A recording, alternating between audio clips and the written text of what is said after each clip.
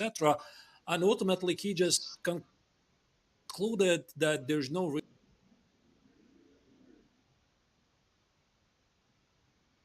real advantage to him, and that's why he spent this 1 hour trying to figure out. And by the way, just as I was saying this, bishop b4 is happening, and my money would be on uh, something like this, what I just described. I think that's where the game is heading, and it's probably what you mentioned, that Fabi might have seen all this coming and was probably a disappointing conclusion to him. But if you don't find more in the position, then that's what it is. It was also a draw for Anna Muzichuk in her game against Divya Dashmukh, and we have our very own fun master Mike Klein on the ground to talk to Anna about her game. Thanks, everyone. We're here with Grandmaster Anna Muzichuk. And Anna, we sat down before the tournament, but our audience hasn't actually seen that interview yet. I'm not going to ask you any more about the last-minute invite, but are you happy to stop talking about that and actually getting to chess? Yes, like everybody is asking me about this, but well, it's quite a reasonable question.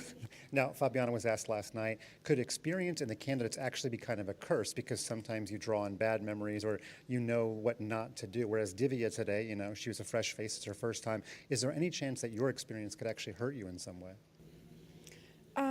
Okay, my last candidates didn't go well, but the first two were okay, so let's hope it will help, the same as Caruana said yesterday. Absolutely. In fact, it should help, but there's always a chance. Now, this is your fourth women's candidates in the modern era, of course. You definitely weren't playing that other era. How does this compare to Russia, China, Toronto? I can't say much as we have just started, but here so far everything looks good. The organization is good, and it feels quite comfortable to play. In your game against Divya, you had this activity for the pawn. You were under some stress, but did it ever feel like you were scrambling, or did you feel like you were always having it under control?